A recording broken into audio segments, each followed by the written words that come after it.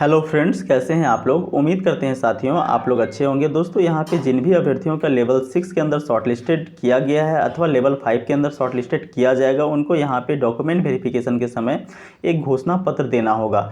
चलिए उस घोषणा पत्र का मैं आपको यहाँ पे फॉर्मेट दिखाने वाला हूँ और यहाँ पे पॉइंट नंबर 5 को फिर से एक बार हाईलाइट करने वाला हूँ कि भाई इस 5 नंबर पॉइंट के अंदर आपको क्या बताया गया है। चाहे आप जिस भी लेवल के अंदर शॉर्टलिस्ट होंगे आपको एक घोषणा पत्र यहाँ पे देना होगा। ठीक है, देखिए पॉइंट नंबर 5 के अंदर बताया गया है साथियों, in order to shortlist unique candidates as explained at serial number 2 above, the candidates who are called for document verification for the post in pay level 6 have to give an undertaking that if found medically fit for the post of pay level 6 they will forfeit the right to consider for the any other pay level. Candidates will thus be impaneled against one post only. यहाँ पे कहा गया दोस्तों, चूँकि unique candidate को यहाँ पे RRB के द्वारा मेंटेन करना है, इस वजह से जिन भी अभ्यर्थियों को यहाँ पे लेवल 6 के लिए शॉर्टलिस्ट किया गया है उनको एक अंडरटेकिंग देना पड़ेगा, एक घोषणा पत्र देना पड़ेगा, जिसमें ये बताना होगा कि यदि वो मेडिकली फिट हो जाते हैं लेवल 6 के पोस्ट के लिए। लेवल 6 में 2 पोस्ट है साथियों, एक आपका कैटेगरी नंबर 1 के अंदर कमर्शियल अप्रेंटिस है और कैटेगरी नंबर 2 के अंदर स्टेशन मास्टर है। इन दोनों में से किसी के अंदर उनका चयन हुआ है और मेडिकली फिट पाए जाते हैं तो ऐसी स्थिति में उन्हें दूसरे पोस्ट से वंचित रखा जाएगा। ठीक है, देखिए फॉरफिट का मतलब होता है वंचित रखा जाना। चूँकि आपने एनटीपीसी के अंदर टोटल 13 पोस्ट था और 13 पोस्ट में से सभी पोस्ट को यदि प्रेफरेंस भरा है तो आरआरबी ये समझती है कि आपने कहीं ना कहीं प्रेफरेंस भरा है, मतलब इस जॉब को लेने के लिए आप इच्छुक हो। यदि आपका चयन शुरू के लेवल में लेवल 6 के अंदर अथवा 5 के अंदर हो जाता है तो घोषणा पत्र आप देते हो और घोषणा पत्र में ये प्रमाणित करते हो कि यदि इस पोस्ट के लिए मैं मेडिकली फिट हो जाता हूँ तो मुझे दूसरे पोस्ट से वंचित रखा जा सकता है। तो इसके लिए देखिए मैं आपको फॉर्मेट बता देता हूँ कि किस फॉर्मेट में आपको जो है वो यहाँ पे सबमिट करना पड़ेगा घोषणा पत्र।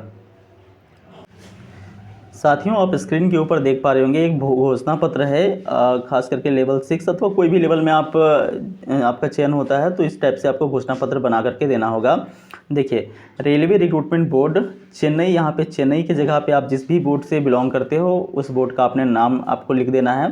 बाकी ये सेंट्रल एम्प्लॉयमेंट नंबर 1/2019 लिख देना है। Undertaking to furnished DV candidate short during DV, तो ये चीज़ आपको लिख लेना है। ठीक है, उसके बाद आई के बाद यहाँ पे अपना नाम लिख देना है। सन ऑफ डॉटर ऑफ, तो यहाँ अपने फादर अथवा मदर का नाम जो भी हो लिख देना है। ठीक है, उसके बाद have been shortlisted for pay level, यहाँ पे जो भी लेवल के अंदर आप मान लीजिए अभी 6 पे लेवल 6 के अंदर शॉर्ट लिस्टेड है तो इसे 6 आपको लिख देना है।